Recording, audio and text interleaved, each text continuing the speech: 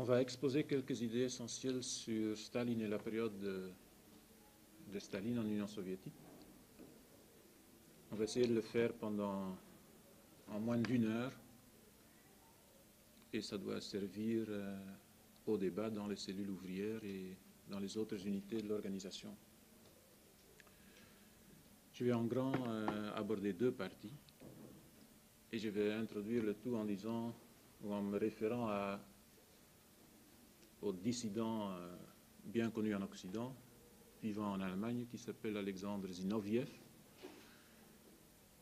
qui, lorsqu'il était jeune, en 1937 et 1939, a préparé avec quelques camarades un attentat contre Staline et qui a été en prison pour ça.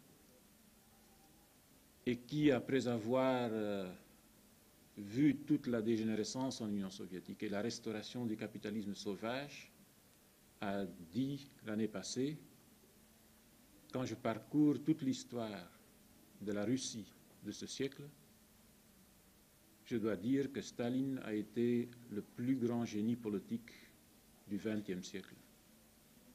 C'était assez étonnant dans la bouche d'un homme qui a fait carrière comme anticommuniste. Dans un premier point, je veux aborder, disons sous un angle idéologique, la question de Staline, comme on dit, telle qu'elle est soulevée depuis une 40aine d'années. La première chose que je veux dire, c'est que quand on voit la lutte de classe et quand on voit les luttes idéologiques au niveau international, il faut dire clairement et fermement que Staline et son œuvre représentent la classe ouvrière, représentent les forces révolutionnaires, représentent les forces anti-impérialistes. L'attitude envers Staline est toujours une attitude de classe. Et il n'y a probablement aucune autre question idéologique qui exprime plus clairement la position de classe véritable des différentes forces qui se présentent sur la scène mondiale. Chez nous, dès qu'on est petit, on est éduqué dans la vérité que Staline était le dictateur, le terroriste, le criminel, et vous pouvez y aller, tout est permis. La première chose que je veux dire en écoutant tout ça, c'est qu'il faut bien se rendre compte que tous les révolutionnaires et tous les mouvements révolutionnaires dans toute l'histoire ont été traités exactement avec les mêmes termes par les classes réactionnaires. Vous pouvez commencer par la Révolution française, la façon dont la terreur de la Révolution française a été traitée. Vous avez mot par mot ce que, de façon courante maintenant, on nous jette à la tête à propos de Staline. Vous pouvez prendre la Commune de Paris. Vous avez exactement la même chose. Donc ça commence par Marx. Et dans l'exposition ici, il y a un tableau assez intéressant à ce propos. Donc vous avez ici quelqu'un avec une hache pour couper la tête aux gens qui se trouvent liquidés ici. Les maisons sont en flammes et normalement vous attendez de voir Staline ici, mais vous voyez le vieux Marx. Donc c'est un dessin anticommuniste et antisocialiste belge. Ce qui m'intéresse, c'est de souligner que depuis Marx, vous avez les mêmes accusations de dictature, tout ce que vous avez entendu sur Staline. Vous l'avez sur Marx, vous l'avez sur Lénine. Le premier qui a été appelé par la réaction, le Tsar rouge, en 1924-25 déjà, c'était Lénine. Quand vous voyez un pays comme le nôtre, où la campagne anticommuniste a battu le plus fort au cours des années 30, comme la Belgique est un pays assez catholique, on a eu un déferlement d'anticommunisme lors de la guerre d'Espagne. Et donc la révolution espagnole, la défense de la République espagnole, qui était attaquée par les fascistes, a été traitée exactement dans les mêmes termes qu'on traite de nos jours, à toutes les heures de la journée, Staline. Donc vous avez ici la guerre d'Espagne, donc c'est Staline qui met le feu à toute l'Europe. qui tue les femmes, qui tue les enfants, qui tue les prêtres, les religieuses, comme vous voyez sur un autre dessin.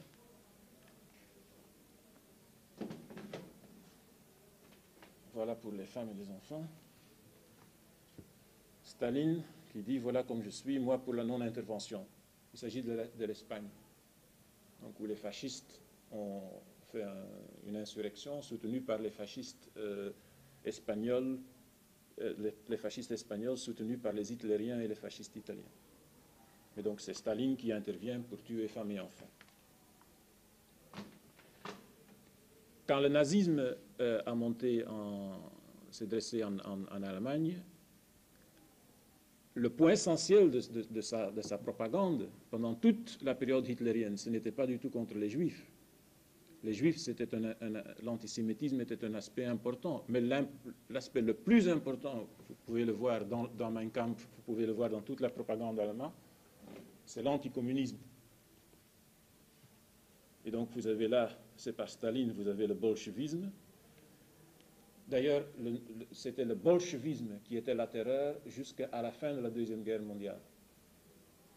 Le stalinisme ne naît qu'en 1944, à la fin de la guerre. Mais donc c'est la mort, c'est des bombes, on brûle les villes, les maisons, on pend les gens.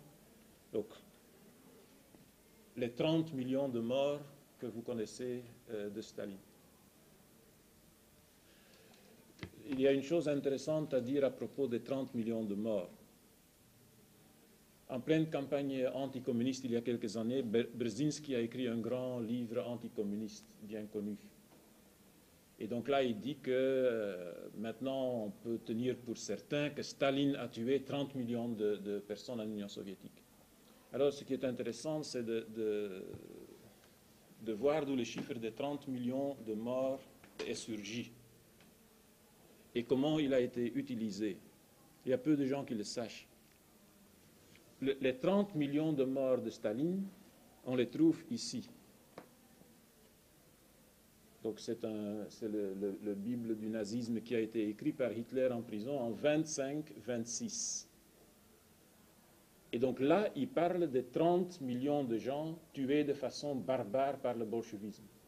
Or, en 25, Staline n'a toujours rien fait de particulier. Les graves événements qu'il y a eu en Union soviétique à ce moment-là, c'est la guerre civile. Et on sait que dans la guerre civile, il y a eu 8-9 millions de morts à cause des interventions étrangères. Mais donc les 30 millions de morts affreusement massacrés par le bolchevisme, ça a commencé par Mein Kampf et ça n'a pas cessé jusqu'en 1989 avec la grande campagne anticommuniste. Brzezinski, il est toujours là avec les 30 millions. Et donc comment les gens sont conditionnés contre le socialisme, contre le communisme, contre la révolution, ça s'exprime très bien dans cet exemple, où les nazis ont été l'avant-garde de toutes les forces bourgeoises et opportunistes.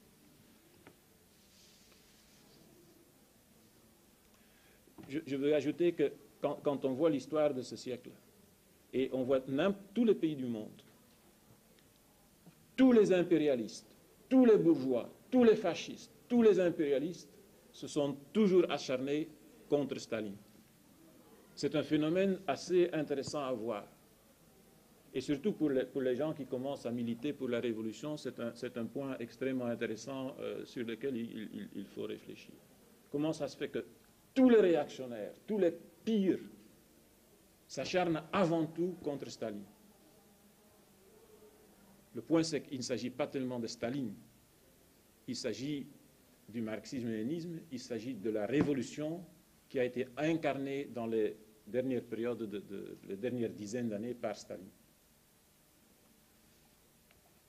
Et donc, la guerre antifasciste, c'est Staline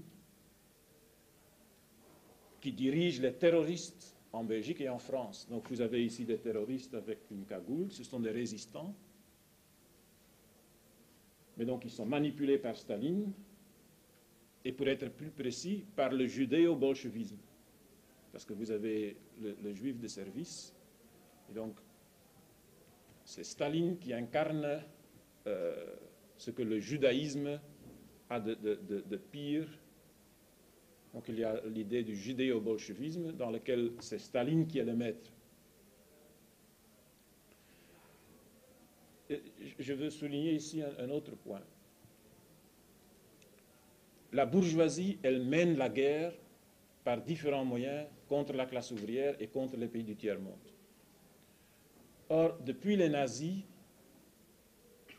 la doctrine de guerre de la bourgeoisie, ça a été repris par toutes les bourgeoisies, est devenue assez complexe et sophistiquée. Dans tous les manuels, vous pouvez lire que la guerre politique et psychologique est déjà partie constituante de la guerre. Et que la guerre armée se prépare dans toutes les périodes de paix par la guerre politique et la guerre psychologique. Or, la guerre que la bourgeoisie prépare, c'est la guerre essentiellement contre la classe ouvrière. Et donc cette guerre, elle amène par des moyens plus ou moins pacifiques, par des flics, par des contrôles, par l'espionnage, par l'expulsion des révolutionnaires. Mais donc elle prépare psychologiquement et politiquement la guerre militaire. Alors, quand vous vous demandez, ils ont des milliers et des milliers de spécialistes qui ne font que ça, préparer la guerre psychologique et la guerre politique. Mais de quoi est-ce qu'ils s'occupent? Eh bien, ils s'occupent de faire la propagande anti-staliniste, c'est-à-dire la propagande anticommuniste. C'est le nœud de toute la propagande, de toute la guerre politique et psychologique. Et c'était déjà le cas pour la bourgeoisie du temps de Hitler. Parce que Hitler, quand vous voyez l'occupation, Hitler, il a mobilisé surtout sur deux thèmes. Un, le danger du bolchevisme. Et deux, le terrorisme. Parce que les partisans en Belgique, dans la presse sous l'occupation, ce sont les terroristes. Alors, les deux mécanismes de la guerre politique et psychologique sous les nazis sont toujours là aujourd'hui. Donc, on conditionne les gens contre le stalinisme, contre le terrorisme. Le dernier exemple, c'est l'assassinat de Chris Hani, le dirigeant du Parti communiste de l'Afrique du Sud. Donc lui était un homme avec des positions anti-impérialistes conséquentes, ou plus ou moins conséquentes, contrairement à Mandela, qui est un opportuniste achevé. Alors quand on a assassiné Chris Hani, ça a été accompagné par une campagne contre Chris Hani de vicious staliniste, un staliniste vicieux, et le chef des terroristes, parce que lui avait dirigé l'armée de l'ANC. Donc c'était sous Hitler, mais c'est encore aujourd'hui dans toutes les campagnes anti-révolutionnaires dans le monde.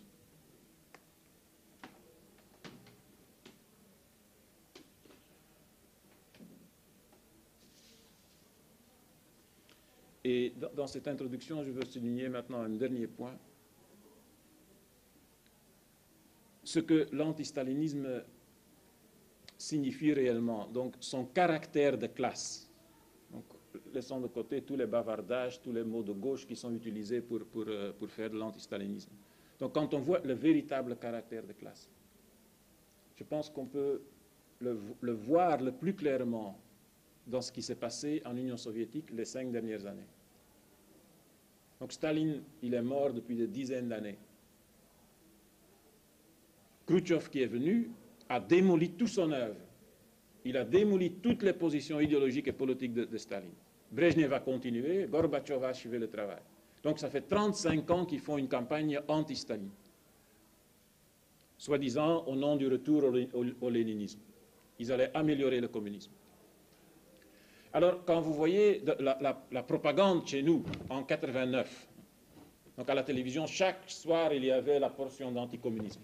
Or, dans le mouvement anticommuniste qui a détruit ce qui restait de souvenirs au communisme en Union soviétique, on a vu s'unir tous les courants opportunistes. Tous les courants qui sont dans le fond anticommuniste, qui s'unissent sur l'anticommunisme. Vous avez vu les sociodémocrates, bien sûr tous les révisionnistes, tous les sectes trotskistes, les écologistes, tous. Et la manifestation la plus claire de ceci, c'était au Parlement belge, au moment des événements de la Roumanie. Ils ont voté une motion pour condamner le communisme et le totalitarisme communiste. Et donc ça a été un vote à l'unanimité. Et alors, Annemans du Vlaams Blok s'est levé pour faire un commentaire sur le vote, et il a dit « Je félicite tous les parlementaires, mais je veux tirer quand même votre attention sur le fait qu'il y a 30 ans, on était les seuls à défendre ces positions. » Et donc, pour une fois, le fasciste avait raison. Les fascistes, dans le domaine de l'anticommunisme, de l'antistalinisme, ont été l'avant-garde, et on peut voir dans cette campagne anticommuniste qui a liquidé tout ce qui restait de socialisme en Union soviétique, qu'ils ont rallié tous les opportunistes et toutes les forces bourgeoises et petites bourgeoises. Et ça n'a pas duré 2-3 ans avant que le véritable caractère de classe de toute cette démagogie qu'on a eue à ce moment soit clair. Donc on a eu les trotskistes qui ont dit qu'avec le renversement du stalinisme, la démocratie socialiste allait se développer. Les trotskistes ici en Belgique ont dit qu'en Tchécoslovaquie, on assistait à comment ils appellent ça, la révolution anti-bureaucratique. Et donc ça n'a pas duré 2 ans pour que même pour un aveugle, même pour un imbécile, c'est clair ce que leur propagande signifiait d'un point de vue de classe. Donc en quelques années, qu'est-ce qu'on a eu? En 89, la bourgeoisie disait en Union soviétique, c'est la crise, sous Gorbatchev, c'est la crise, parce que la croissance économique n'est que de 1%. Alors 1%, c'est une situation intenable. C'est la crise. On a renversé ce qui restait, on a introduit le capitalisme, et en 4 ans, la production a augmenté de moins 50%.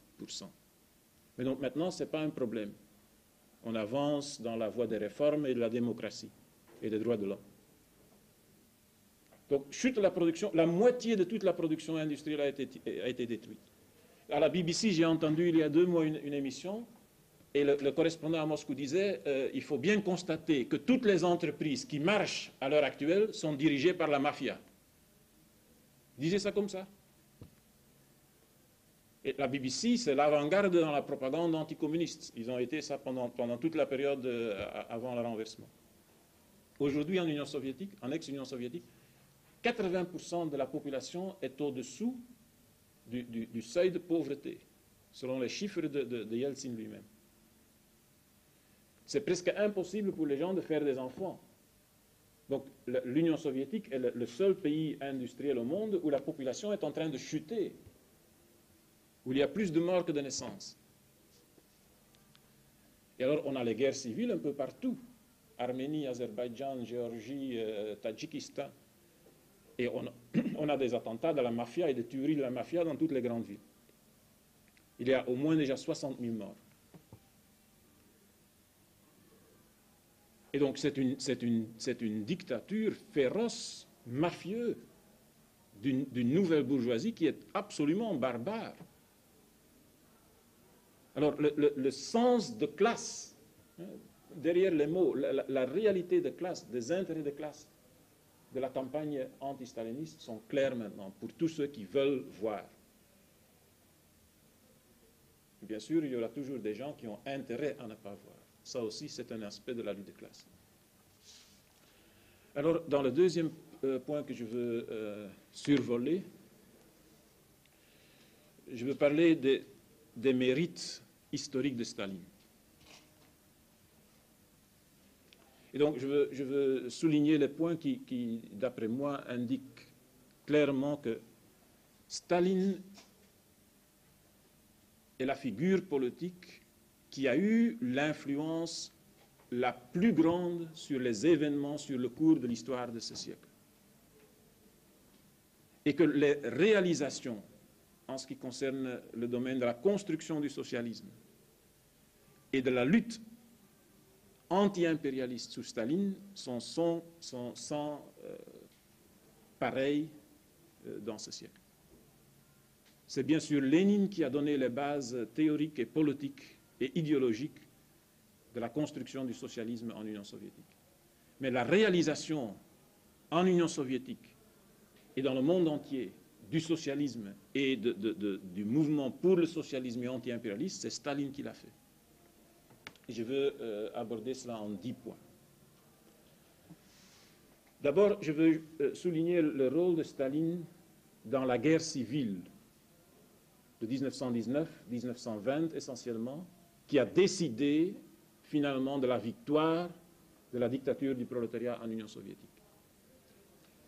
Et d'abord, je veux rappeler que parmi les dirigeants du parti bolchevique, Staline était un des rares qui est resté tout le temps en Russie et qui a toujours mené le combat parmi la population, dans la clandestinité ou dans les prisons. Donc la plupart des dirigeants ont dû fuir à l'étranger et beaucoup sont restés presque de 1903, après quelques interruptions en 1905, à l'étranger. Et donc celui qui a eu l'influence et l'impact organisateur le plus grand pour le parti dans le pays, c'était Staline. Dans la Première Guerre mondiale, il a été arrêté, il a été renvoyé en Sibérie. C'était la 5e fois qu'il avait été arrêté. On sait que la Première Guerre mondiale, c'était une guerre interimpérialiste, c'est-à-dire de tous les côtés, on battait pour la redivision du monde et on se battait pour avoir plus de colonies. Elle était injuste cette guerre des deux côtés. Et dans cette guerre, le peuple qui a le plus souffert est le peuple russe. Ils ont eu 2 500 000 morts. C'était un peuple qui supportait déjà le poids terrible du tsarisme, qui était le régime le plus réactionnaire et le plus cruel en Europe, et s'y ajoutait la destruction de la guerre et les 2 500 000 morts. C'est ce qui a fait que le tsarisme, qui était quand même devenu assez fragile, a été renversé en février. Mais la bourgeoisie et les sociodémocrates qui ont pris le pouvoir après février ont continué la guerre et ont continué à envoyer les gens dans les massacres. C'est ce qui a donné naissance à la révolution d'octobre qui, finalement, a coûté très peu de vies humaines. Donc la révolution d'octobre elle-même n'était pas tellement sanglante. L'affaire est devenue sanglante quand tous les tsaristes, tous les bourgeois et tous les sociodémocrates, nos partis socialistes, se sont coalisés et ont envoyé Kerensky à Londres pour demander aux Anglais d'intervenir, ce qu'ils ont fait, bien sûr, de bonne grâce. Alors, l'armée anglaise, bien sûr, les Allemands sont venus d'abord, avant la fin de la guerre. Et donc, une fois que les Allemands ont été défaits, c'est les Anglais qui se sont rués sur l'Union soviétique, c'est les Français, c'est les Tchèques, c'est les Japonais, c'est les Américains, c'est les Polonais. Et donc, il y a eu 8 puissances coalisées qui ont essayé de détruire l'Union soviétique naissante. Les bolcheviks sont sortis en octobre, quand la révolution a été réalisée, avec une équipe de 33 000 membres. Donc, c'était un parti clandestin de quelques dizaines de milliers de membres. Donc extrêmement petite. Alors, si les bolcheviks et leur ligne, leur politique n'avaient pas l'adhésion de la masse paysanne, ce petit parti devait être balayé.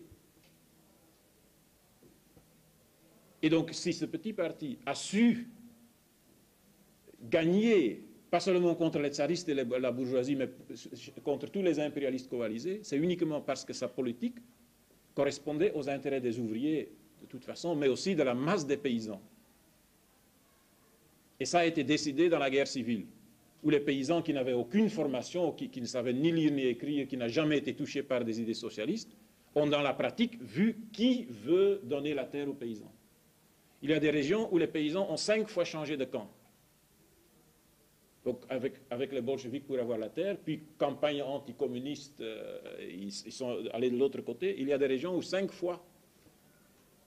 Mais donc finalement, dans l'ensemble du pays, la masse paysanne a fait son choix, parce que seul le parti bolchevique défendait les intérêts des paysans et des ouvriers. Alors, cette guerre civile a été le facteur décisif pour la construction du socialisme, et je veux souligner là-dedans le rôle important qui a été joué par Staline. À ce moment-là, c'est Trotsky, qui était arrivé au parti seulement en 1917. Donc le type n'a jamais appartenu au parti bolchevique. Et donc quand la faillite de toutes les fractions opportunistes et mencheviques a été prouvée, Il ne pouvait plus rien faire d'autre que de rejoindre les bolcheviks. C'est ce qu'il a fait en 1917. Et donc, il avait des grands talents d'organisateur. Il a organisé au niveau central l'armée. Mais celui qui a été envoyé par Lénine sur tous les fronts où il y avait des situations catastrophiques, c'était Staline.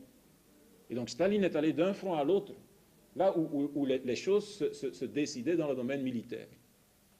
Et donc c'est aussi dans cette guerre que Staline, comme le seul dirigeant bolchevique, a acquis une expérience militaire sur le terrain, dans les batailles, qui a été extrêmement importante pour le déroulement de la Deuxième Guerre mondiale.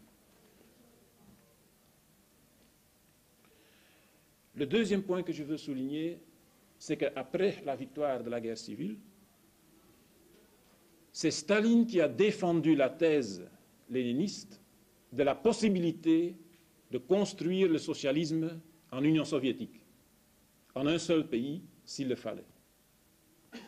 Donc les bolcheviks, Lénine, Staline, ont toujours été des internationalistes et ont toujours eu comme but suprême la révolution mondiale de la classe ouvrière.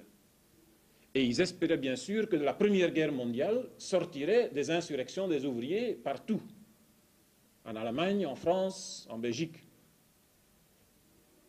Seulement le cours de l'histoire a été tel que l'insurrection des ouvriers en Allemagne, mal préparée par Liebknecht et Luxembourg, a été écrasée dans le sang. En France et en Belgique, elle n'a pas eu lieu.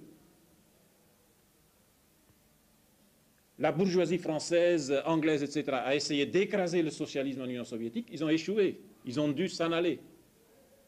Parce qu'il y avait quand même une effervescence révolutionnaire dans leur propre pays. Alors, quand on est en 1920-21, on est avec cette réalité que le parti de la dictature du prolétariat a pris le pouvoir en Union soviétique seul. Et que partout ailleurs, la grande vague révolutionnaire a déjà pris fin. Il va encore y avoir des luttes, mais c'est juste après la guerre mondiale que les choses étaient les plus dures et qu'une révolution pouvait se faire. Alors qu'est-ce qu'il fallait faire maintenant?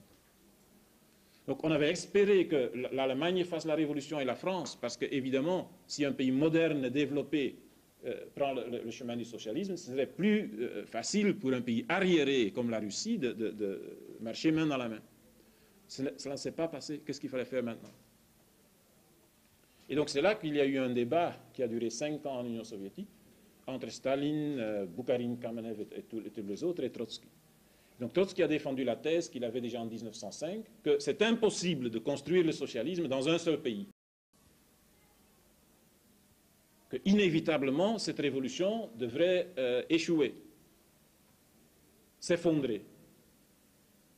Et donc la seule chose qu'on pouvait faire, c'est, comme il disait, porter la révolution en Europe. Donc d'un côté, c'était de l'aventurisme, et de l'autre côté, c'était le pessimisme et le défaitisme et le capitulationnisme. Et alors, les ouvriers et les paysans qui ont souffert, mais qui ont posé des actes héroïques pour défaire le tsarisme et la bourgeoisie, on leur dit, écoute, on est seuls, donc, chers amis, c'est dommage, mais ce sera pour la prochaine fois, parce que cette fois-ci... Et donc, le parti bolchevique a accepté de discuter là-dessus pendant 4 à 5 ans.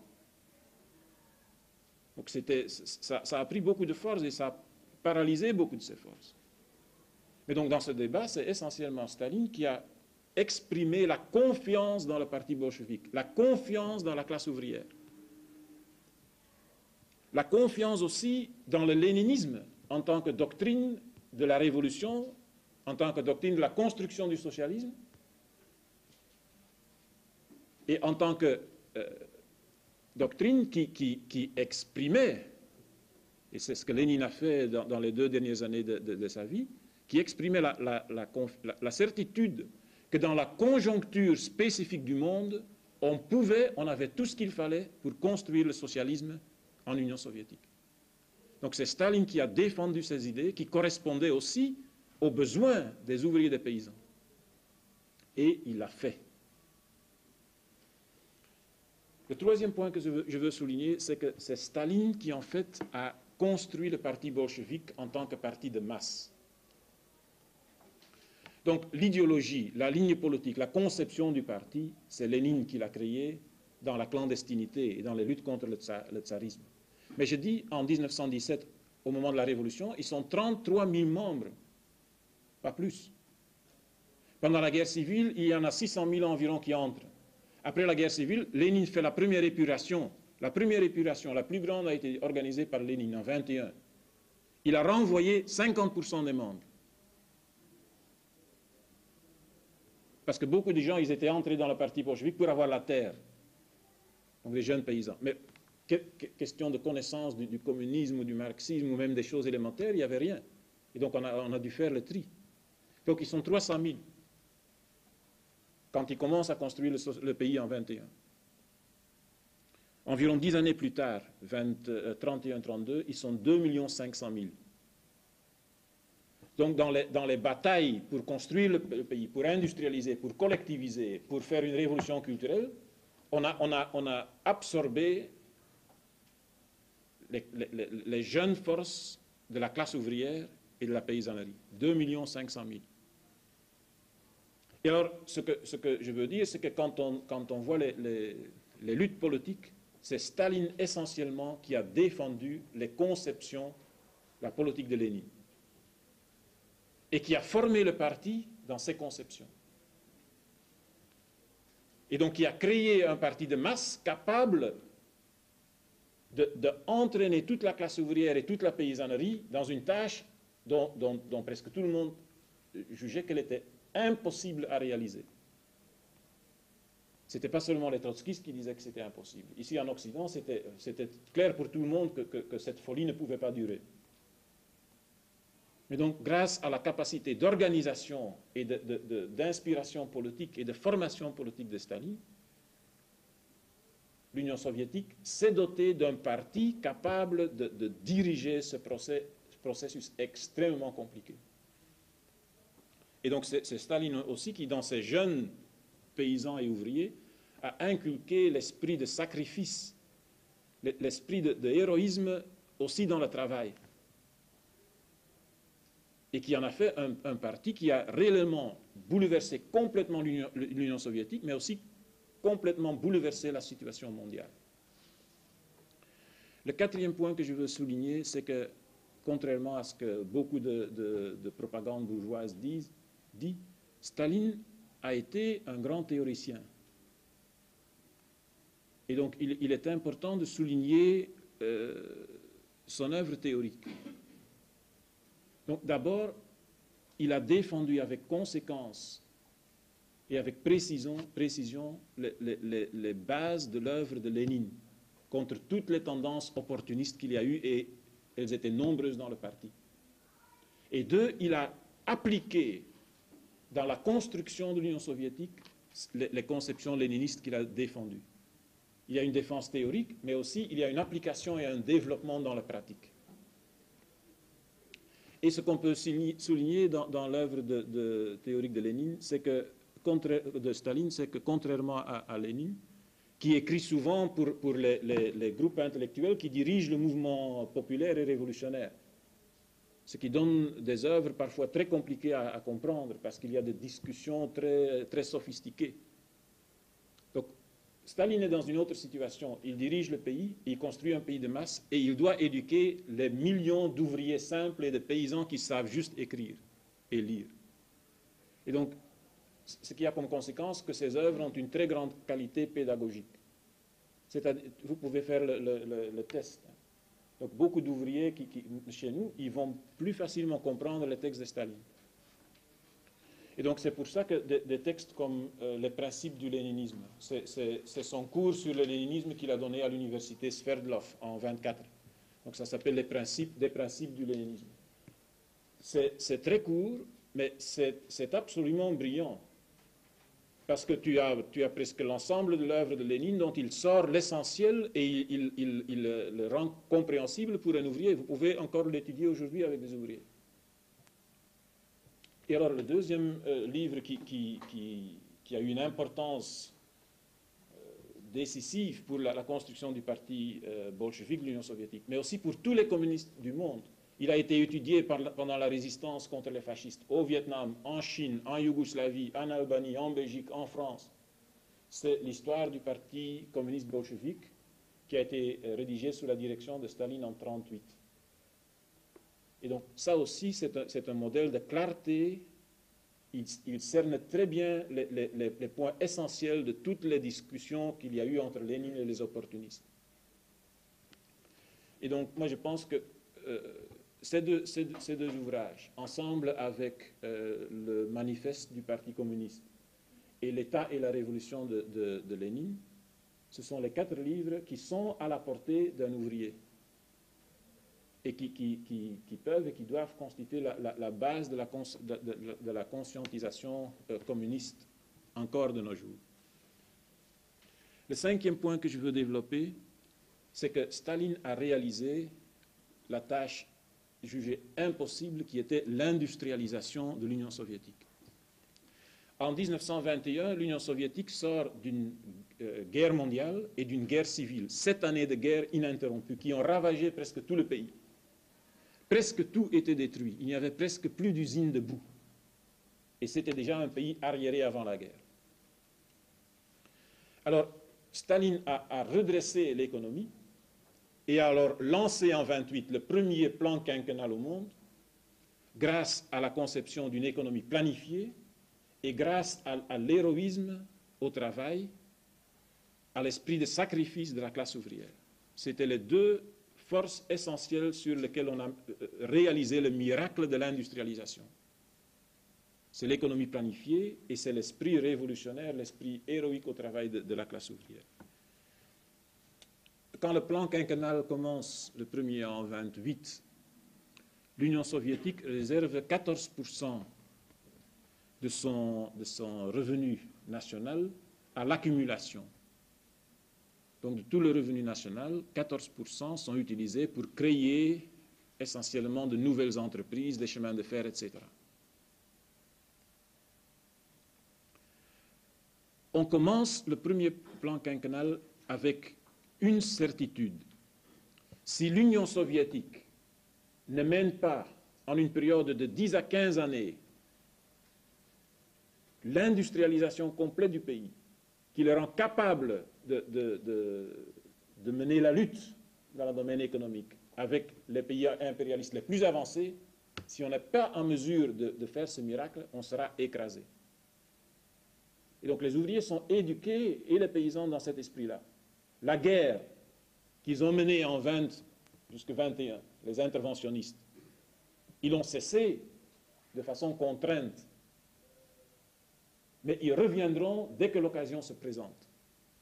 Il y a eu des crises entre l'Union soviétique et l'Angleterre en 1927.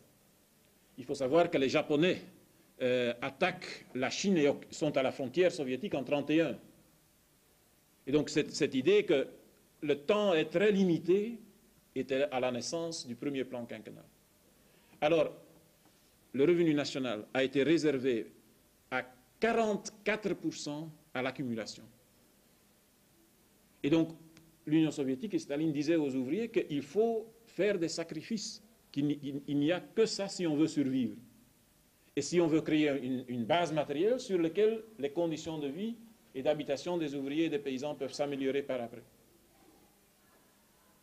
Et donc, l'effort qu'on a demandé pour créer leur parti, leur industrie, dans laquelle les ouvriers étaient les maîtres, cet effort a été fait de façon consciente et dans une gigantesque campagne d'éducation et de formation.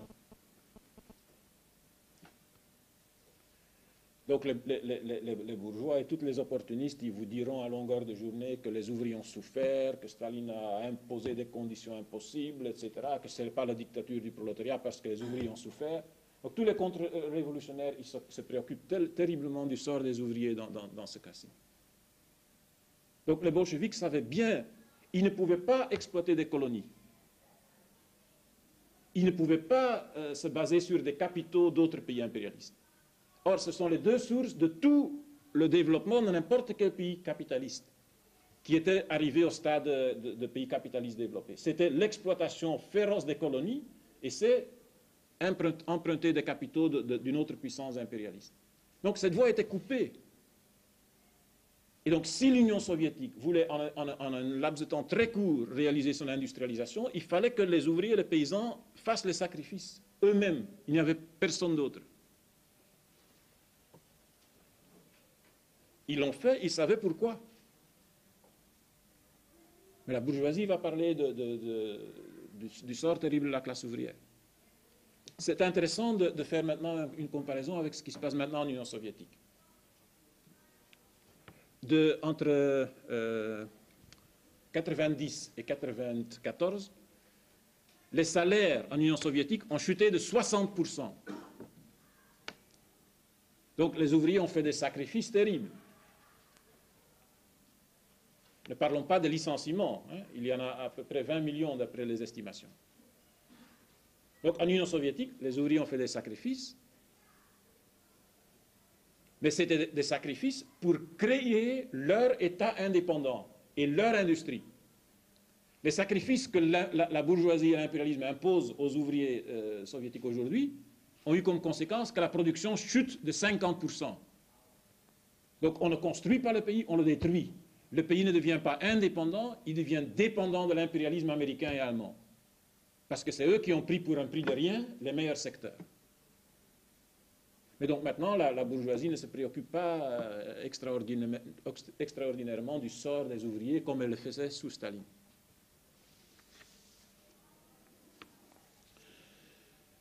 L'industrialisation, 2 chiffres à retenir pour avoir une idée de quoi on parle. En 1920, Lénine a fait le plan de l'électrification du pays.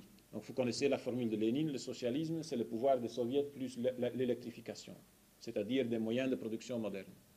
Et donc il a fait un plan pour électrifier, un plan de 15 ans. Et en 1935, le plan est fait en 20, il espérait avoir une puissance de 1 750 000 kilowatts. Donc ça, c'était la planification. Alors ce plan a été réalisé par Staline en 1935 à 230%.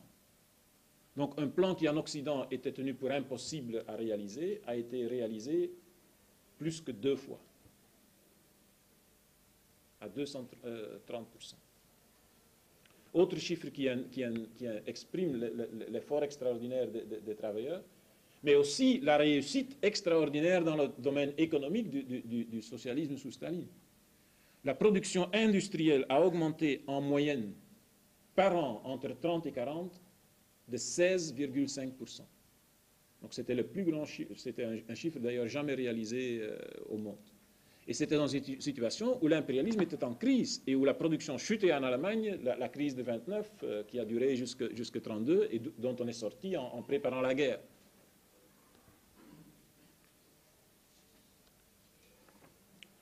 Voilà pour ce qui concerne l'industrialisation. On va y revenir quand on parle de la guerre. Le 6e point que je veux indiquer comme mérite historique de Staline, c'est d'avoir réalisé la collectivisation. Et ça, c'était probablement la tâche la plus dure. La paysannerie, donc la plupart d'entre nous, quand on dit paysan, ça ne nous dit rien parce qu'il n'y en a plus en Belgique.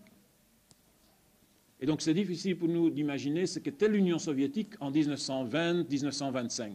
C'était un pays qui, pour ce qui concerne les conditions techniques et matérielles à la campagne, vivait comme la Belgique et la France aux années 1500.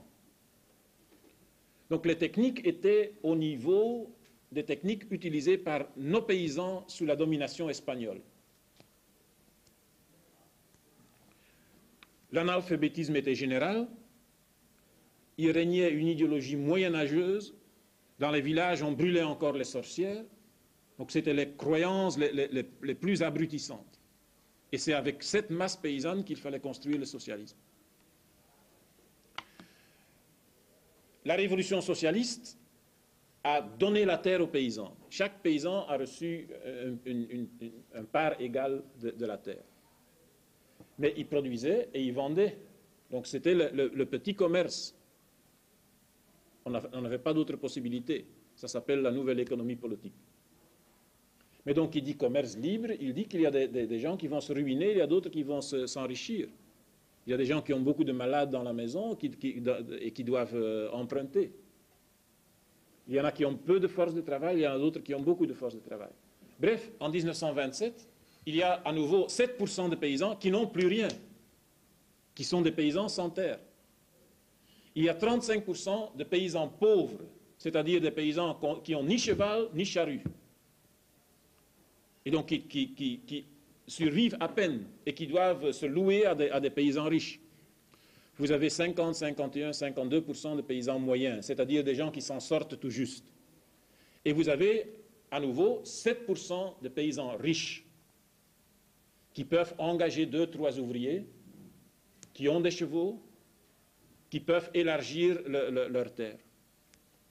Bref, vous avez une polarisation spontanée, comme c'est normal dans une économie où il y a le marché libre, une polarisation entre riches et pauvres, entre prolétaires et exploiteurs. Cette Union soviétique voulait s'industrialiser, elle prépare le premier plan quinquennal. Mais si tu veux industrialiser, tu veux faire venir quelques millions de travailleurs en plus dans les villes, il faut les nourrir. Donc il fallait une plus haute productivité de l'agriculture. Comment est-ce qu'on peut avoir une plus haute productivité à l'agriculture? Il faut de toute façon introduire des machines, des engrais, donc des moyens de production modernes. Qui va les introduire? La tendance spontanée, c'était que les 7% de paysans riches achètent un tracteur. Et ça se passait déjà. Il y avait quelques centaines de paysans qui étaient venus assez riches pour acheter un tracteur. Mais donc, ça, c'était l'accélération du processus où les riches accumuleraient très vite et où la masse de la paysannerie se ruinerait. Et si l'agriculture, l'océan dans lequel baignaient les villes, était tenu par une bourgeoisie agricole, c'est clair que le socialisme ne durerait pas dans les villes. Que l'encerclement de cette masse réactionnaire qui dirige la paysannerie, les paysans riches, vont renverser le pouvoir dans les villes. Donc il n'y avait qu'une deuxième voie pour introduire une modernisation de l'agriculture, c'était de pousser les gens, les paysans pauvres et moyens, à se coaliser, à se regrouper et leur donner les moyens techniques modernes, tracteurs, etc. Ça, c'était le processus de collectivisation et de la création de kolkhoz. Le parti a impulsé ce processus. Mais donc en 27, il n'y a que 4% environ de paysans qui sont dans des kolkhozes et des sovkhozes. Donc c'est un processus qui démarre lentement parce que la conscience des paysans n'est pas très développée. Or, vers 1929, les kolkhozes réalisent environ 7% de la production, autant que les koulaks, que les paysans riches. Et donc, on commence à avoir assez de production collective pour pouvoir engager le combat pour l'élimination des domaines et de l'exploitation capitaliste koulak. Et le parti décide de s'engager dans cette voie, de limiter d'abord et ensuite d'éliminer les paysans riches. Donc c'est l'offensive de la collectivisation qui démarre pour de bon en 29. En général, chez nous, on dit que la collectivisation a été imposée par la force, par Staline, le dictateur, etc., et que les paysans n'en voulaient pas. Avec quoi est-ce que le pauvre Staline aurait imposé sa collectivisation? À la campagne, le parti bolchevique n'avait presque pas de force. Donc il y avait 350 000 membres du parti sur une population de 120 millions de paysans. Donc l'encadrement des communistes par le Parti communiste à la campagne était très très réduite. Il y avait 3 communistes sur 1000 paysans. Mais plus, à la campagne, presque tout le monde qui savait lire et écrire pouvait facilement entrer dans le parti, parce qu'on manquait de tout. Et donc celui qui avait été à l'école, il pouvait parler quelques paroles marxistes, et il entrait. C'était très facile. Et donc il y avait beaucoup de koulaks, d'anciens gendarmes, d'anciens fonctionnaires du régime tsariste qui se reconvertissaient en 2-3 mouvements, en bolcheviques. Donc pas seulement le parti était faible du point de vue numérique, mais aussi du point de vue de la conscience. Alors le parti a envoyé des dizaines de milliers, et même plusieurs centaines de milliers d'ouvriers, de gens de la ville, des jeunes de l'armée rouge qui avaient eu une formation communiste, à la campagne pour aider le mouvement de la collectivisation. Et donc eux, ils ont encadré les paysans pauvres surtout, et les paysans moyens, pour que le mouvement kolkhozien démarre réellement. Et si la masse de la paysannerie n'était pas consciente des enjeux, jamais le parti bolchevique aurait pu réaliser la collectivisation. Ce que je veux dire, c'est que les masses des paysans pauvres et des paysans moyens, ils voyaient bien l'évolution. Et donc ils savaient qu'ils étaient en train de retomber sous la dictature de la bourgeoisie rurale. Et donc s'ils voulaient se développer, s'ils voulaient être libres, s'ils voulaient être dirigeants du pays, il fallait le combattre et il fallait s'unir.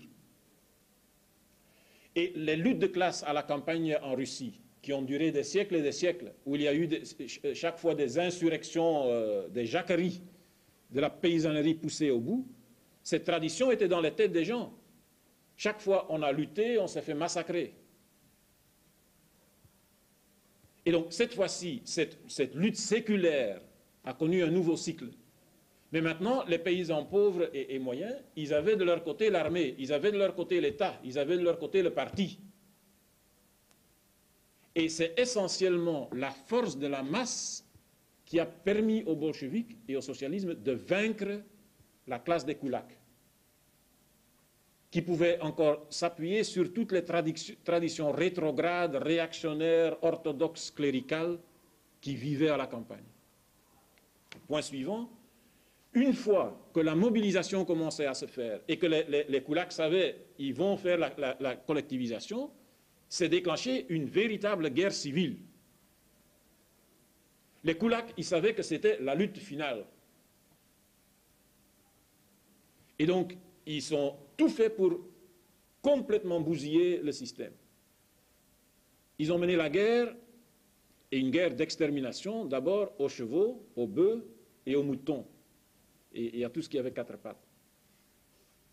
Donc, il disait, la collectivisation ne peut réussir que si les chevaux sont utilisés collectivement.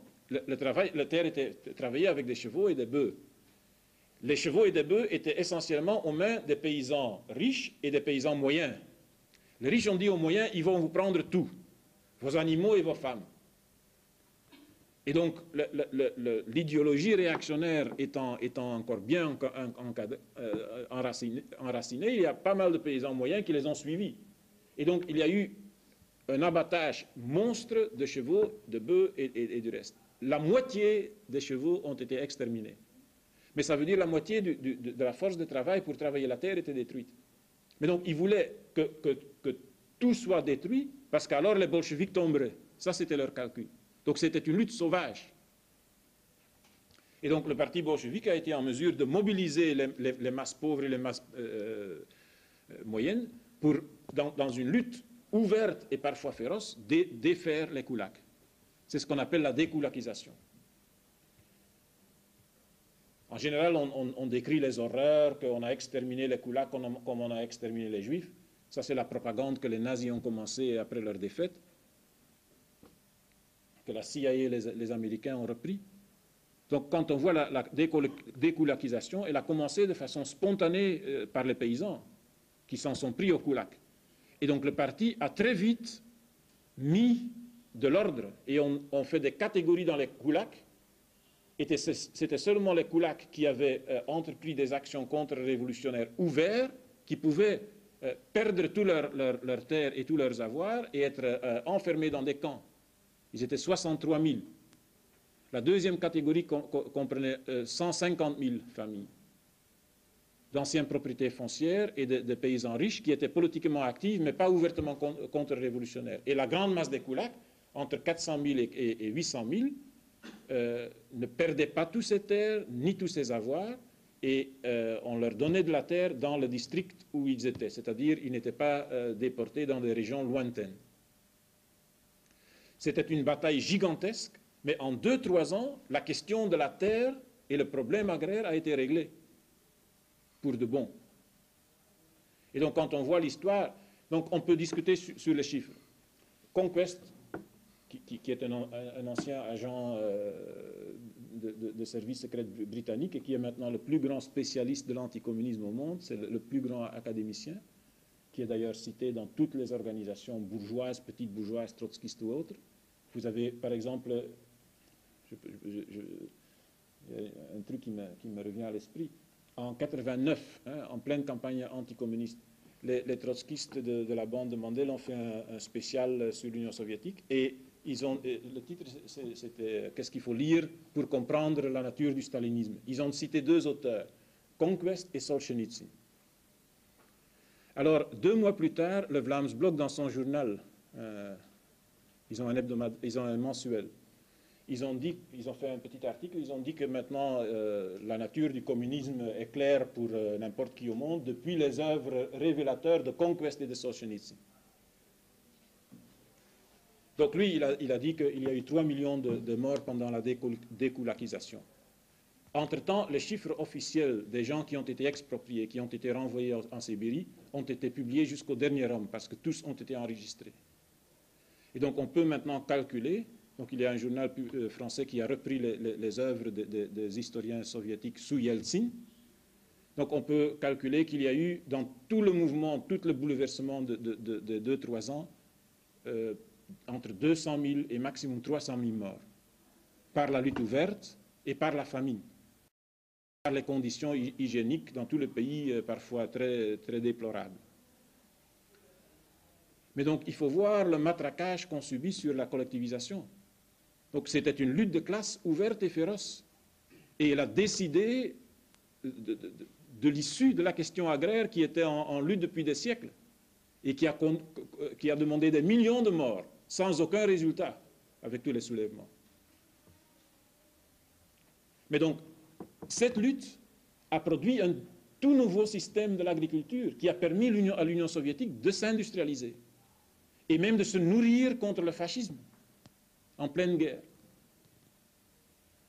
L'Union soviétique a été capable de moderniser son agriculture en moins de 8 ans.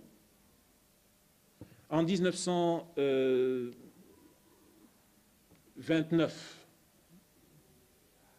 donc c'est-à-dire au moment où la collectivisation commence, il y a en Union soviétique 18 000 tracteurs. En 1941, quand la guerre débute, il y en a 685 000.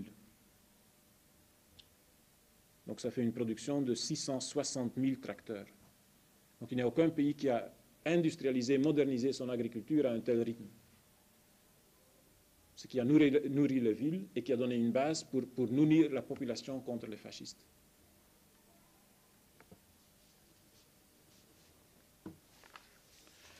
La 7e réalisation de Staline, que je veux brièvement souligner, c'est la révolution culturelle. Il y avait l'industrialisation, il y a la collectivisation, mais ça allait de pair avec une révolution culturelle. J'ai dit, c'est un pays d'analphabètes.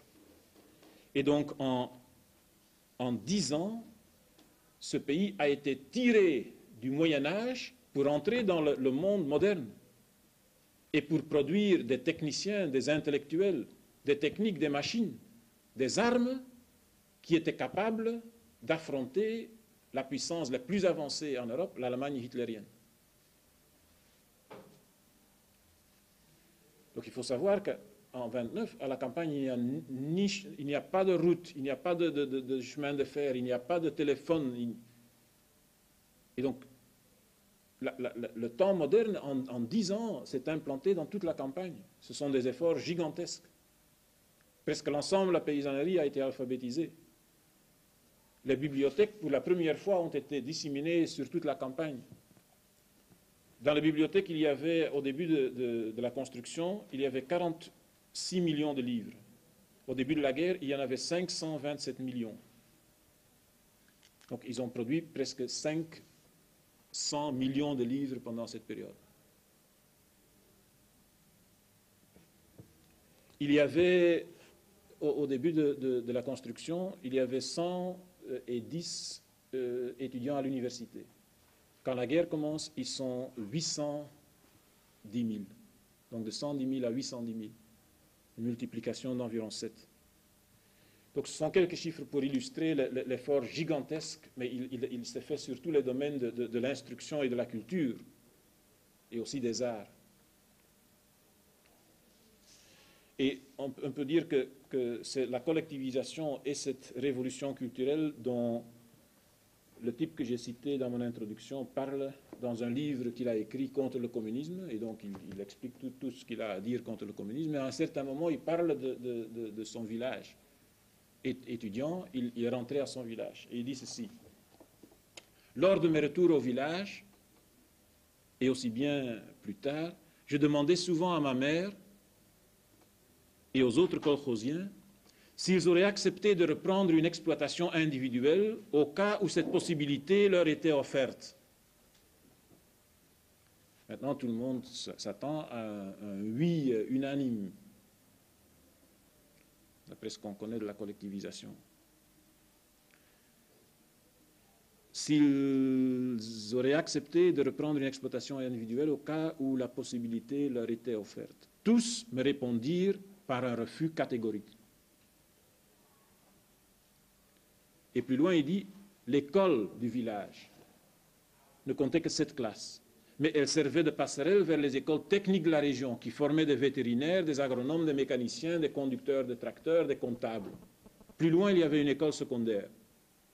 Tous ces établissements et ces professions étaient des éléments d'une révolution culturelle sans précédent.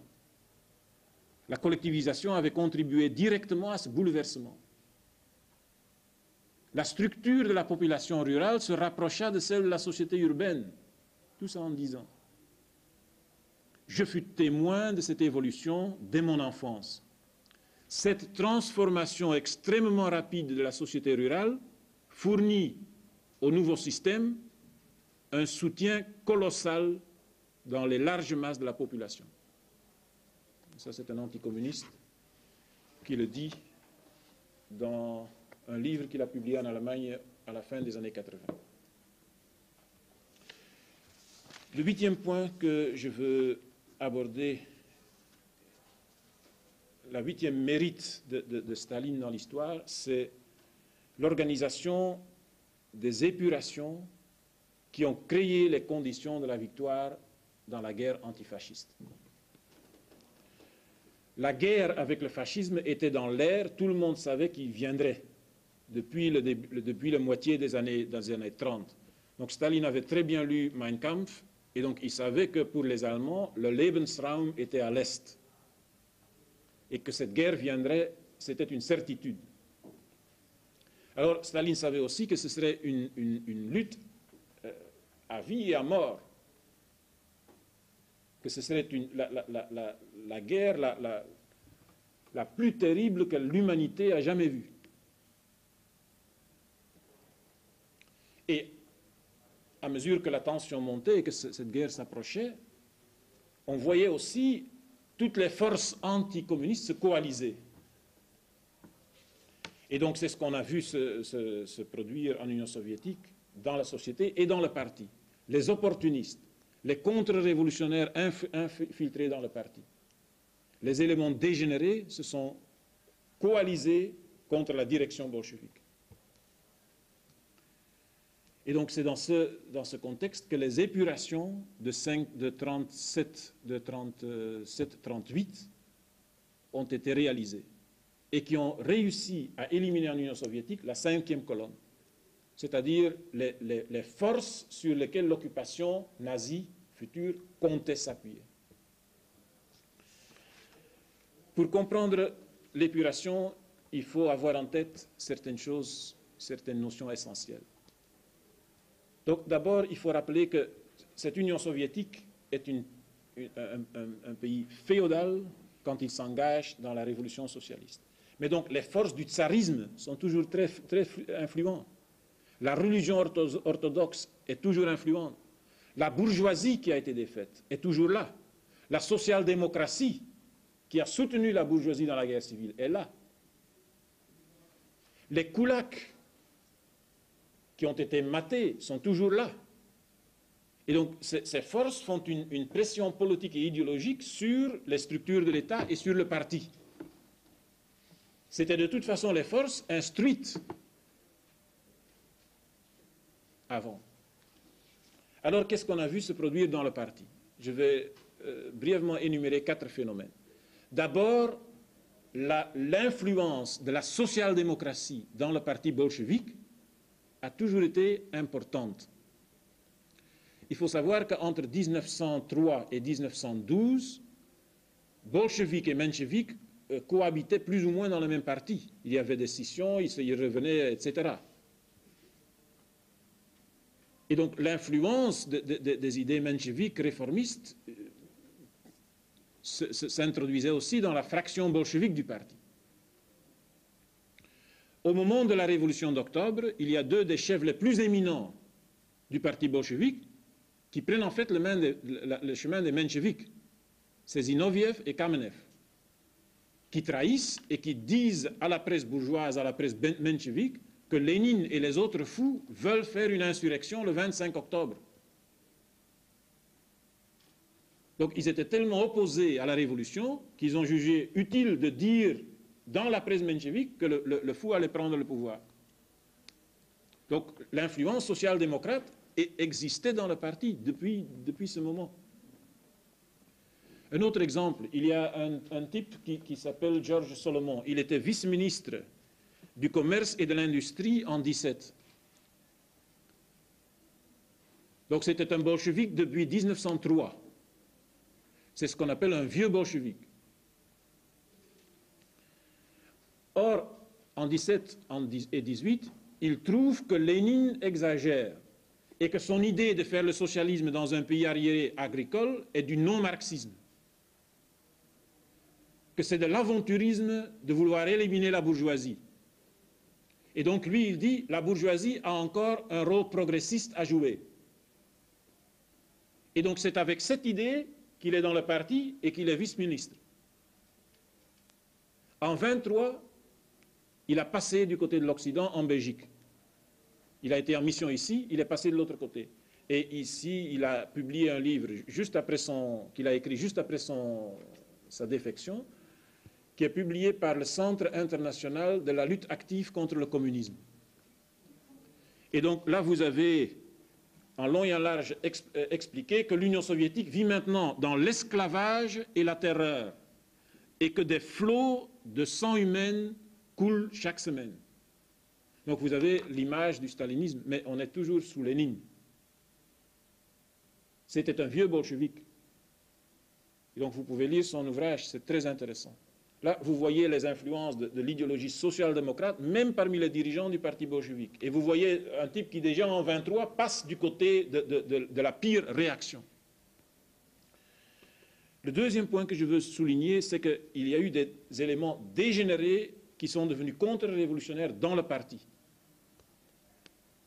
Et donc là, je veux parler de Trotsky, qui est la figure la plus marquante de cette tendance.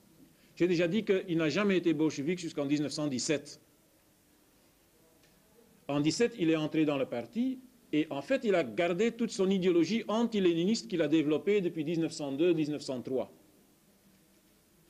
Et très vite, il a commencé une polémique pour dire qu'en fait, c'est lui qui a vu le plus clairement les perspectives de la révolution. Et donc, il a essayé de remplacer le léninisme par le trotskisme. Il n'a presque pas eu de soutien dans le parti. Donc, il y a eu un débat qui a duré 5 ans. Après 5 ans, il a eu quelques pourcentages dans les votes. Et une fois qu'il a été renvoyé du parti, sa dégénérescence a été très vite. Je vais seulement dire quelques points clés qu'il faut absolument connaître pour juger le personnage. Donc, on commence déjà en 1934, donc c'est assez tôt. En 1934, il a une thèse qui est extrêmement intéressante à méditer. Donc, il dit ceci: la victoire de Hitler a été provoquée par la politique criminelle de l'internationale communiste. Sans Staline, il n'y aurait pas eu de victoire de Hitler. Donc c'est le communisme et c'est Staline qui sont responsables de l'arrivée au pouvoir de Hitler. Alors, conclusion, pour renverser Hitler, il faut, vous pensez maintenant, comme vous connaissez les trotskistes, qu'il faut faire un front uni large avec la social-démocratie, etc. C'est à ça que vous vous attendez. Pour renverser Hitler, il faut en finir avec l'international communiste. Donc il faut détruire l'international communiste pour être en mesure d'en finir avec Hitler. 2 ans plus tard, vous avez ceci. La guerre s'approche, on est en 1936, donc tout le monde parlait de la guerre à venir. La bureaucratie stalinienne est effrayée par la perspective de la guerre parce qu'elle sait mieux que nous qu'elle ne survivra pas à la guerre en tant que régime. Donc, première idée, s'il y a la guerre avec les nazis, de toute façon, Staline et sa clique, le parti bolchevique dirigé par la clique stalinienne, va tomber. Et ils le savent. On continue le raisonnement. Citation. Berlin, donc les nazis, Berlin sait à quel degré de démoralisation la clique de Staline a entraîné l'armée et la population. Staline continue à saper la force morale et la résistance du pays. Ces carriéristes sans honneur ni conscience vont trahir le pays dans les moments difficiles. Donc, depuis 1936, il fait la propagande pour dire que le peuple est démoralisé. Staline mine la force morale, il mine la résistance. Staline et les siens vont trahir dès le début. Donc, il faut, quand vous avez en face de vous une guerre avec des fascistes, il faut faire cette propagande. Hein. Il faut dire, de toute façon, c'est foutu, ils vont trahir, ils vont s'encourir dès le premier moment, ces gens-là. Alors, on continue.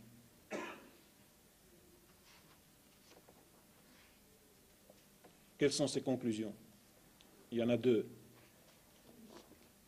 Donc il faut détruire la clique de Staline. Il y a 2 méthodes pour le faire. 1, tu peux lui tirer une balle dans la tête. 2, tu peux organiser une insurrection des masses pour renverser le parti bolchevique. D'abord, la balle dans la tête. Nous sommes maintenant en 1938. Staline détruit l'armée et piétine le pays. La haine s'accumule autour de lui, implacable. Et une vengeance terrible est suspendue au-dessus de sa tête. Un attentat, c'est possible que ce régime, qui a exterminé les meilleures têtes du pays, appelle finalement contre lui la terreur individuelle. On peut ajouter qu'il serait contraire aux lois de l'histoire que les gangsters staliniens au pouvoir ne soulèvent pas contre eux la vengeance de terroristes désespérés. Donc Trotsky, il dit qu'il fait de la conspiration, qu'il faut travailler de façon conspirative dans le pays des soviets. Donc dire qu'un attentat contre Staline est dans la logique de l'histoire, que c'est possible qu'il va appeler finalement contre lui la terreur individuelle. Ce serait même contraire aux lois de l'histoire s'il n'y a pas de gens pour se lever et tirer une balle dans la tête de Staline. Donc ça s'appelle faire la propagande pour des attentats individuels. Puis il y a la propagande pour des insurrections pour renverser le pouvoir bolchevique et le parti de Staline. Il dit ceci textuellement: seule une insurrection du prolétariat soviétique contre l'infâme tyrannie des nouveaux parasites peut sauver ce qui subsiste encore des conquêtes d'octobre. Je tire votre attention sur les mots « l'infâme tyrannie des nouveaux parasites ». Donc, je ne sais pas s'il y en a qui lisent avec plaisir la presse fasciste. Mais donc, quand vous avez le langage des fascistes contre le communisme, c'est à peu près ça. L'infâme tyrannie des nouveaux parasites. Et donc, ici, on dit textuellement que pour sauver le pays, et pour sauver ce qu'on peut encore sauver de la révolution socialiste, il faut d'abord faire une insurrection du prolétariat pour renverser Staline et le parti. Et la même chose est répétée à un autre endroit. Il dit: la 4e internationale va mener les masses soviétiques vers l'insurrection. Les ouvriers, les paysans, les soldats de l'armée rouge et les marins de la flotte rouge se dresseront contre la nouvelle caste d'oppresseurs et de parasites. Donc il appelle l'armée, la flotte, les ouvriers, les paysans à se soulever. Donc pour celui qui fait de la politique, ça s'appelle être un provocateur au service des nazis. Le troisième facteur dont je veux parler, qui se trouve dans le parti, donc il y a des tendances social-démocrates, il y a des éléments dégénérés contre-révolutionnaires. Trois, il y a des ennemis qui se sont infiltrés consciemment dans le parti. Ici, vous avez, je ne vais pas m'attarder, mais vous avez Boris Bajanov. Il avait 19 ans quand la révolution éclate. Il écrit en 1930 qu'à 19 ans, il a compris qu'il n'y avait pas moyen de combattre le bolchevisme de façon ouverte. Et que la seule façon de le combattre, c'était de l'infiltrer et de le détruire de l'intérieur. En 4 ans, le jeune Boris est arrivé au bureau politique du parti bolchevique. Il n'était pas membre, mais il était le secrétaire de Staline. Et comme secrétaire de Staline, il prenait les notes du bureau politique. Ça dit quelque chose sur la situation de l'époque. Mais vous avez un anticommuniste qui s'affirme anticommuniste, qui dit qu'il va entrer pour le détruire, qui est en 4 années au bureau politique. Autre exemple, dans le livre que John Scott, un Américain qui a travaillé à Magnitogorsk, écrit, il donne une scène où il y a un directeur d'une usine qu'à Magnitogorsk, il découvre son passé. Parce qu'il y a un autre ex-paysan qui vient de l'Ukraine, d'où vient le type Tchevchenko, et qui dit, mais celui-là, je le connais. Pendant la guerre civile, il était gendarme chez les Blancs. Donc c'était un ancien koulak, un ancien gendarme qui avait lutté par les armes à la main contre les bolcheviks et qui s'était aussi reconverti en bolchevique. Il était très dynamique. Pour se reconvertir en bolchevique, tous les contre-révolutionnaires avaient une piste bien claire. Ils quittaient la campagne et ils entraient dans les usines ou sur les chantiers. C'est-à-dire ils devenaient ouvriers. Et après 2 ans, ils étaient ouvriers. Et l'ouvrier était bien vu. Et ouvrier cultivé, ouvrier dynamique, il est entré dans l'université des directeurs rouges. Donc des ouvriers capables, on les a envoyés dans une université spéciale pour devenir directeur d'entreprise. Comme ça, il est devenu directeur des entreprises socialistes. Il est entré dans le parti, bien sûr. Troisième exemple, c'est l'organisation de Tokayev. Tokayev était un colonel de l'armée rouge. Il a écrit un livre quand il est passé en Occident en 1948. À 22 ans, il était membre d'une organisation anticommuniste clandestine opérant dans le parti et dans l'armée rouge. Et donc, pour ceux qui disent que quand même Staline, il a exagéré, et c'était de la folie ce qu'il a fait, il faut lire ce livre-ci. Donc, il est anticommuniste, il est passé à l'Occident et il explique sa lutte.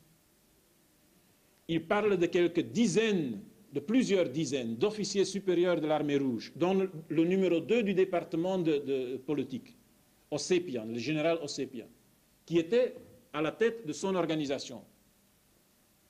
Et donc il dit comment ces officiers, ces généraux, ces colonels se réunissent, organisent des manœuvres, des complots, préparent des attentats, préparent des insurrections. C'est ça leur travail. Pendant les épurations, presque toute son organisation va être prise et fusillée. Ils seront fusillés avec les militaires autour de Tukhachevsky. Donc Tukhachevsky était un ancien général de l'armée rouge, de l'armée tsariste, qui est devenu le chef de l'armée rouge, qui était un militaire très capable, mais qui est devenu un réactionnaire et un bourgeois. Et autour de Tukhachevsky, on a vu se regrouper dans l'armée toutes sortes d'éléments contre-révolutionnaires. Et ce qui est fantastique à ce livre, c'est que tu as quelqu'un qui, de l'intérieur, défend ce qu'il a fait et qui vous donne un tableau extrêmement saisissant de l'activité des anticommunistes à la tête de l'armée. Alors, ces anticommunistes à la tête de l'armée et à la tête du parti, leur chef était membre du comité central. C'était un militaire membre du comité central. Il l'appelle Comrade X. On n'a pas trouvé que c'est faisable, mais il faut du temps. Alors, ces gens étaient en liaison avec, et c'est la 4e catégorie, les opportunistes qui étaient dans le parti. Et les opportunistes, c'est essentiellement Boukharine. Boukharine a été critiqué pour ses déviations sociodémocrates depuis 1928. Mais Staline l'a laissé à la tête du parti. On dit souvent que Staline, dès qu'il y avait quelqu'un qui avait des divergences, on le mettait à la porte et on le fusillait. Tout ça, c'est des bêtises. Boukharine, il a fait des erreurs monumentales dans le domaine politique, mais il est resté à la tête du parti. Il a été critiqué en 28, en 29, au début des années 30. Et donc, il n'a été arrêté au moment où c'était prouvé que Boukharine, à la tête du parti, maintenait des liaisons avec les comploteurs militaires. Et donc ça aussi, c'est exprimé dans le livre de Tokayev, leur liaison en tant que groupe de conspirateurs anticommunistes avec les fractions opportunistes du parti. Eunoukidze, Boukharine et beaucoup d'autres. Alors, cette coalition de 4 forces menaçait directement la nature révolutionnaire du parti. Et dans une crise grave, ces 4 forces pouvaient renverser la direction du parti. Il faut savoir aussi que les Allemands ne chômaient pas non plus. Les Allemands ont infiltré leurs gens, ont recruté des agents en Belgique, en France, par centaines et par milliers. Quand ils sont arrivés ici, tout à coup on a vu qu'ils avaient les gens partout, dans tous les échelons. Donc ils avaient bien préparé leur agression. Or, Hitler, il parle depuis 1925 que l'objectif numéro 1, c'est l'Union soviétique dans Mein Kampf. Donc on peut présumer que l'effort pour infiltrer, pour recruter en Union soviétique a été beaucoup plus considérable encore que ce qu'il a été chez nous. Et donc que la 5e colonne et les gens qui étaient liés à la 5e colonne étaient plus importants en Union soviétique que chez nous. Or, dans les épurations, c'est cette 5e colonne qui a été exterminée. Il n'y a pas eu de 5e colonne en Union soviétique. Et c'est pour ça que l'Union soviétique, dans une situation qui était tendue à l'extrême, a pu de justesse tenir le coup. Mais maintenant, on pense que c'était évident que l'Union soviétique résisterait et gagnerait la guerre. Ce n'est pas du tout si évident. Donc il y a eu des moments extrêmement dramatiques. Et donc s'il n'y avait pas eu l'épuration, si une partie de la 5e colonne s'était maintenue, on peut penser que l'Union soviétique aurait pu chuter. Le 8e point que je vais parcourir en vitesse, le 9e point, excusez, c'est la contribution décisive de Staline à la guerre antifasciste et à la victoire contre le fascisme. Donc sans Staline, le fascisme aurait été, sans Staline et sans l'Union soviétique, le fascisme aurait été vainqueur dans le monde entier. Il n'y a aucune force qui aurait pu être en mesure de le détruire. L'apport essentiel de Staline à la guerre antifasciste, on peut le situer à au moins 4 niveaux. Je vais simplement parcourir. D'abord, la préparation économique. Si l'Union soviétique n'avait pas une industrie moderne réalisée dans un tempo forcé, il n'aurait pas su résister. Zhukov, il a écrit ses mémoires et ça vaut la peine d'être étudié. Parce que Zhukov était un anti-stalinien. C'est Zhukov qui a fait le coup d'État de Khrouchtchev.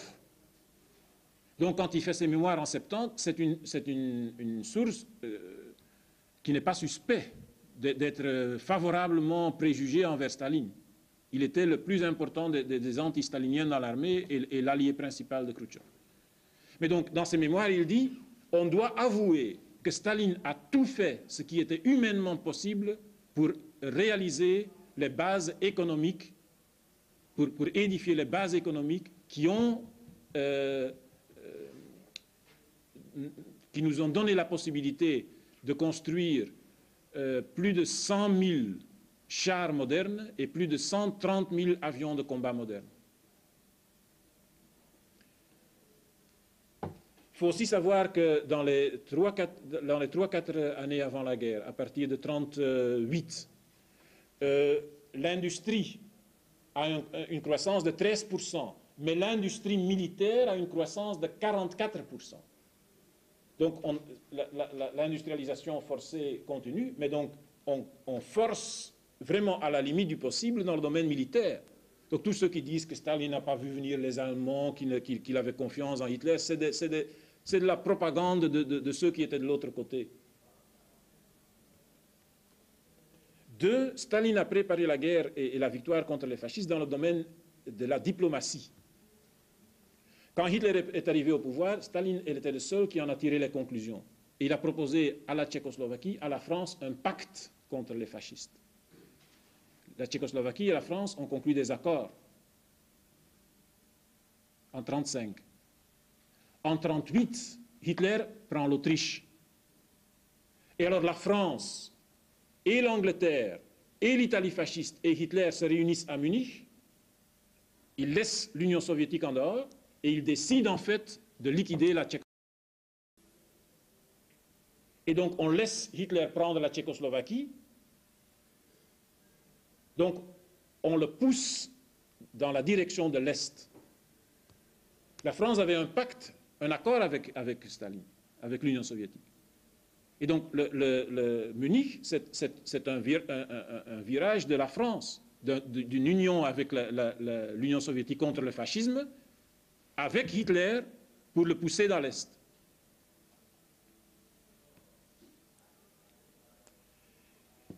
Cette politique a continué. Et donc les Anglais et les Français pensaient qu'ils pouvaient diriger l'expansionnisme allemand contre l'Union soviétique. Et donc Staline n'était pas dupe. Staline a négocié en 1939 avec les Français et les Anglais, très bien sachant ce qu'ils avaient en tête. Donc c'était un homme extrêmement lucide. Et donc quand il a négocié jusqu'à la dernière minute pour qu'il y ait un accord concluant pour que s'il y a guerre avec l'Allemagne, tous entrent en même temps en guerre. Parce qu'il voulait des garanties que si Hitler fait la guerre avec l'Union soviétique et les autres, qu'il va y avoir un pacte réel. Et donc les Anglais et les Français ont refusé. On savait déjà à ce moment-là que Hitler commencerait la guerre dans les mois à venir. On ne savait pas encore est-ce qu'il va commencer à l'Est ou à l'Ouest. Et donc c'est à ce moment-là que Staline a fait le pacte entre l'Allemagne et l'Union soviétique. Et ce pacte a eu une influence décisive pour l'ensemble de la guerre. D'abord, le pacte a brisé le complot entre tous les impérialistes, les fascistes, les Anglais et les Français, pour détruire avant tout le bolchevisme. 2, le pacte a donné le temps, 1 année et demie, pour préparer à une intensité maximale la préparation militaire et politique de l'Union soviétique. 3, le pacte a donné la possibilité d'avoir un front réel antifasciste. Parce qu'avant, les Anglais et les Français refusaient. Mais comme Hitler a commencé la guerre à l'Ouest et que les Anglais et les Français étaient déjà en guerre officiellement avec les Allemands, quand ils ont attaqué l'Union soviétique, il y avait la possibilité de faire un front antifasciste. Et quatrièmement, ce qu'on ne sait souvent pas, le pacte avec les Allemands a été fait aussi avec les Japonais et il a duré jusqu'à la fin de la guerre. C'est extrêmement important. Parce qu'il y a eu une guerre entre l'Union soviétique et le Japon en 1939, mais avec le pacte germano-soviétique, il y a eu aussi le pacte avec les Japonais, et les Japonais sont restés en dehors de la guerre contre l'Union soviétique. Si toute la force militaire japonaise s'était jetée sur la Sibérie, la situation de l'Union soviétique aurait été beaucoup plus difficile encore. Alors, après le pacte, Hitler et les Anglais et les Français sont officiellement en guerre. Mais ils ne tirent aucune balle. Ça s'appelle la drôle de guerre. Il y a la guerre, mais ils sont là. Septembre, octobre, novembre, décembre, ils ne font rien. En décembre, l'Union soviétique, après des négociations avec la Finlande qui ont échoué, attaque la Finlande. Parce qu'ils savaient très bien que la Finlande et Hitler avaient un accord pour, au moment où la guerre commence contre l'Union soviétique, pour marcher ensemble. Or, les Finlandais étaient à 2 km de Leningrad. Et donc les négociations étaient que l'Union soviétique récupère une partie du territoire devant Leningrad pour être en mesure de défendre Leningrad. Et en échange, les Finlandais recevaient un territoire qui était 5 fois plus grand. Mais comme leur point n'était pas d'aider l'Union soviétique dans une guerre contre les fascistes, ils ont refusé. Alors l'Union soviétique a réglé le problème par les armes. parce qu'ils savaient que la guerre viendrait et que Leningrad était indéfendable. Et donc, ils ont refoulé l'armée finlandaise. Alors, les Français et les Anglais se sont mobilisés contre l'Union soviétique. Weygand a été envoyé en Turquie. Il a préparé le bombardement des champs pétrolifères de Bakou.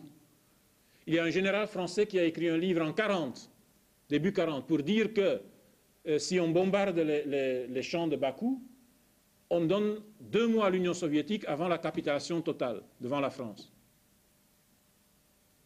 Ils ont envoyé 700 avions de combat, 1500 canons, les Français 50 000 troupes, les Anglais 100 000 troupes qui étaient mobilisées et prêts à partir pour aider les Finlandais contre les Rouges. La guerre a pris fin en mars. Mais donc il faut savoir ça, que quoique les Anglais et les Français étaient officiellement en guerre contre l'Union soviétique, la seule guerre qu'ils ont essayé de faire, c'était celle contre les Rouges. Et donc la possibilité d'un nouveau pacte entre l'Angleterre et la France et Hitler contre les Rouges était toujours possible au début de 1940. Alors, le troisième mérite de Staline dans le domaine militaire, c'est qu'il a victorieusement dirigé la résistance et la contre-offensive contre les fascistes. Donc, en général, chez nous, la propagande, c'est qu'il n'a pas bien préparé, il n'a pas vu venir le jour, au départ, c'était la pagaille. Ce qu'il faut souligner, c'est que, bien sûr, c'était une attaque surprise et ça ne pouvait pas être autrement. L'agresseur peut toujours surprendre. Mais ce qu'il faut souligner, c'est que dès la première minute, les gens se sont battus jusqu'à la mort. Donc toutes les liaisons avec Moscou étaient coupées. Donc les gens n'avaient pas d'instruction de la direction de l'armée. Mais toutes les unités se sont battues jusqu'à la mort. Ils étaient encerclés, mais ils ne se rendaient pas. Et c'est la première fois que les nazis ont vécu ça. Et leur avancée en Union soviétique a été freinée dès le premier jour. Après 1 mois et demi, ils étaient devant Smolensk, la plus grande ville sur la route. À Smolensk, ils ont été retardés pendant 2 mois. Et pour la première fois, ils ont eu une défaite de taille. Ils ont perdu 250 000 hommes. Ça dépasse de loin de tout ce qu'ils ont perdu dans les guerres avec la France, la Belgique, la Hollande, etc. Et alors, après 5 mois, ils sont devant Moscou. Et donc les nazis, dans la publicité, dans les cinémas chez nous, ils avaient déjà annoncé la prise de Moscou. Ils ont arrivé jusque dans les faubourgs. Mais donc le 7 novembre, les nazis devant les portes, Staline a fait un défilé militaire, comme tous les ans, sur la place rouge, et il a fait un discours sur la place rouge, qui a été transmis par radio dans toute l'Union soviétique. Et donc c'est un discours qui a galvanisé la population. Parce que c'était un défi, ils étaient devant la porte et le type osait faire un défilé sur la place rouge et parler sur la place rouge et dire que les fascistes perdraient la guerre et que l'Union soviétique libérerait non seulement son pays, mais qu'elle aiderait à libérer tous les pays opprimés de l'Europe. Et de la place rouge, les troupes sont entrées vers les lignes de front. Et en même temps, les soviétiques tiraient toutes les réserves qu'ils avaient en Sibérie et ailleurs, derrière Moscou, et ils préparaient une contre-attaque. Et en décembre, ils ont contre-attaqué. Et la première fois dans leur histoire, les nazis ont été refoulés de 200 à 300 km. Et là, ils ont perdu 500 000 hommes. Et en fait, le tournant de la guerre, c'est la bataille de Moscou, après 6 mois de guerre. Après, les nazis sont revenus dans l'été suivant. Ils ont été battus devant Stalingrad. Et après Stalingrad, c'était sûr que l'armée rouge seule allait gagner la guerre contre les fascistes. Et c'est à ce moment-là que Mitterrand est parti des fascistes pour rejoindre la résistance française. Et alors, la quatrième chose qu'il faut souligner, c'est que Staline a fait preuve des capacités militaires les plus extraordinaires pendant cette guerre. Donc, la façon dont il a dirigé la guerre la plus complexe de l'histoire, donc ils ont dû prendre à la direction du parti et de l'État, sous la direction de Staline, 10 000 décisions. Donc c'était un rythme de travail et d'une complexité phénoménale. Alors dans les différents livres des militaires qui sont même anti-staliniens en Union soviétique, tous ont dû reconnaître que sans la direction de Staline, l'armée n'aurait pas gagné la guerre. Et vous pouvez trouver la même chose dans les mémoires de Harriman. Donc, Harriman, c'est un diplomate américain assez connu qui était l'envoyé des États-Unis auprès de Staline pendant la guerre. Et donc, c'est un anticommuniste rabiat, mais il dit Staline était mieux informé que Roosevelt. Il était plus réaliste que Churchill. Et il était le dirigeant le plus efficace dans cette guerre. Et donc, pour avoir ça comme bilan d'un ennemi, c'est assez significatif. Et alors, le dernier point que je mentionne brièvement, le 10e point, c'est que Staline a impulsé d'une façon déterminante le processus révolutionnaire, la lutte pour le socialisme dans le monde entier.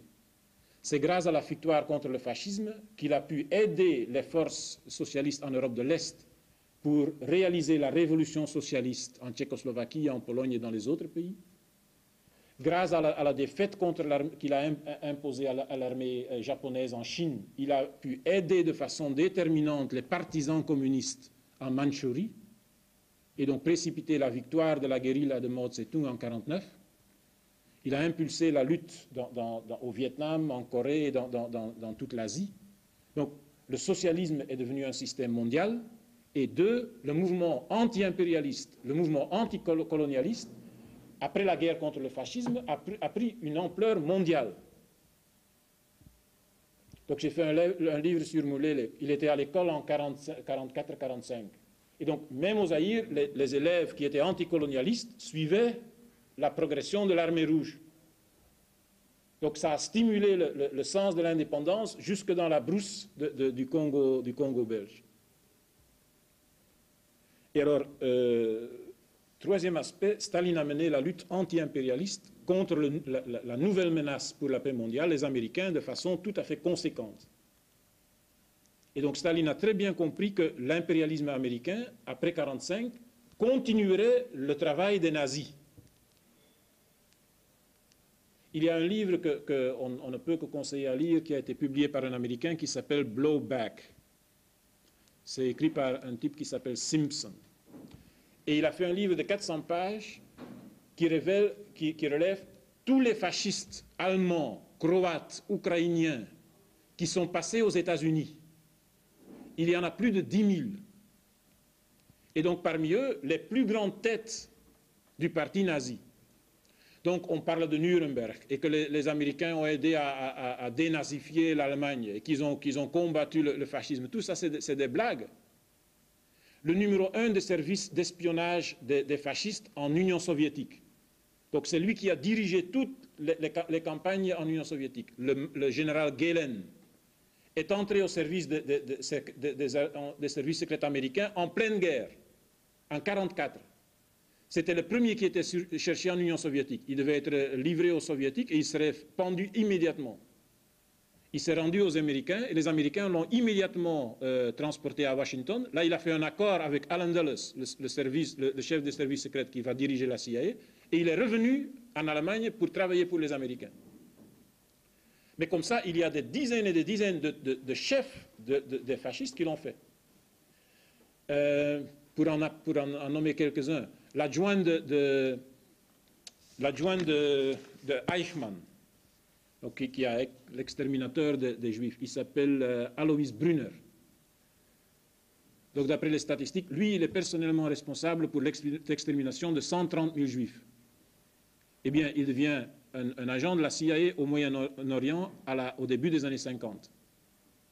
Klaus Barbie, un des assassins les plus cherchés en France, il a disparu et il est au service de la CIA à partir de 1952. Il a fait toute sa carrière au service de la CIA jusqu'à ce qu'il a été arrêté et son procès a eu lieu il y a quelques années. Et donc là, ça a été public que le type travaillait pour la CIA. En Belgique, il y a un type qui a été condamné à mort, un fasciste flamand, Verbelen, Robert Verbelen. Il est entré au service secret américain en Autriche à la fin de 1944. Le chef du service secret de la SS, donc la division la plus terrible, Walter Schellenberg, après la guerre est devenu un agent des services secrets anglais. Et donc vous pouvez faire la liste, il y a des dizaines et des dizaines des plus grands généraux qui sont entrés au service des Américains. Et toute la campagne anticommuniste qui a été menée en Occident à partir des années 50, a souvent été mené, organisé, écrit par les spécialistes de la guerre anticommuniste qui ont travaillé pour les nazis. Donc ce sont les 10 mairies de Staline qui non seulement ont bouleversé le monde, mais qui doivent inspirer aujourd'hui les masses opprimées de chez nous et du tiers-monde qui luttent contre un ennemi, l'impérialisme aujourd'hui, qui est aussi féroce que l'impérialisme allemand. Les tueries qui sont organisées maintenant par l'impérialisme en crise dépassent parfois les horreurs que Hitler a causées. On n'a qu'à penser à ce qui s'est passé au Rwanda. Et donc pour se libérer de cet impérialisme barbare et inhumain, comme le disait Mao Tse-tung en 1936, il n'y a qu'une seule voie. C'est la voie que Staline a montrée à l'humanité. Merci.